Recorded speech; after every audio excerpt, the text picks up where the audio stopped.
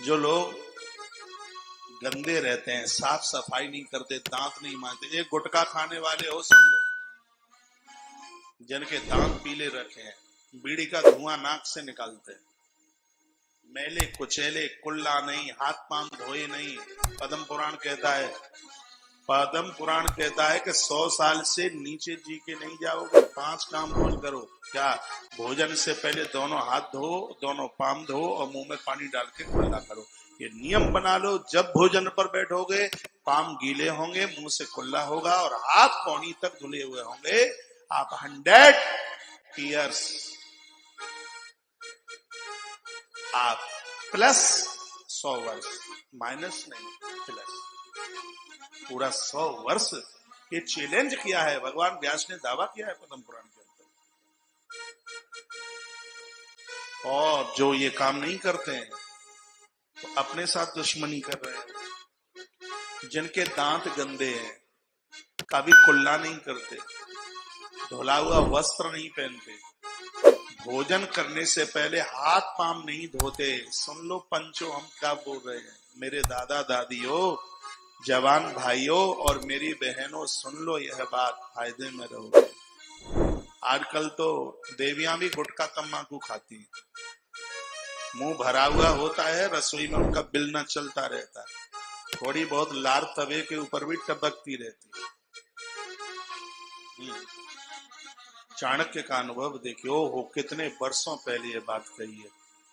क्या कहा? तुम नशीले हो, तुम्हारे दांत गंदे हैं, तुम कभी पवित्रता को स्वीकार नहीं करते, भोजन से पहले हाथ पांव पैर नहीं धोते, तुम धुला हुआ वस्त्र नहीं पहनते। तो क्या कहते हैं? तुम्हारा बाप हो विष्णु और तुम्हारी माँ हो कमला, कमला यानी लक्ष्मी, और इंद्र हो तुम्हारा भाई। और तुम्हें यदि कोई गरीबी से बचा ले तो आचार्य चाणक्य चैलेंज करता है, तुम्हें कोई दुर्गति से बचा ले तो चाणक्य चैलेंज करता है। लिखा है ना, इसलिए बोलता हूं, माता च कमला देवी पिता देवो जनार्दन। क्या कहा है? क्या कहा कि माता च कमला देवी, कमला देवी मीन्स लक्ष्मी। तुम कभी दांत साफ नहीं करते, कभी नहाते नहीं, शुद्ध नहीं रहते, धुला हुआ कभी वस्त्र नहीं पहनते, तो माँ हो लक्ष्मी और पिता हो नारायण और भैया हो इंद्र।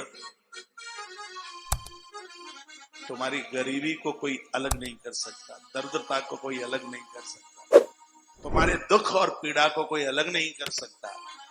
इसलिए आचार्य चाणक्य कहते हैं, शुद्ध बनो, बुद्ध बनो, पवित्र बनो, बुद्धिमान बनो और कर्मशील बनो। ओके। ज्योतिषियों को जन्मपत्री दिखाकर अपना भाग्य मत बदलो, कर्म करके अपने भाग्य के निर्माता बनो। क्या कमाल की बात कही। जय हो। साधु साधु। ऐसी कथा है ये नीति संग्रह की, तो जितना बोला जाए इसके ऊपर उतना कम।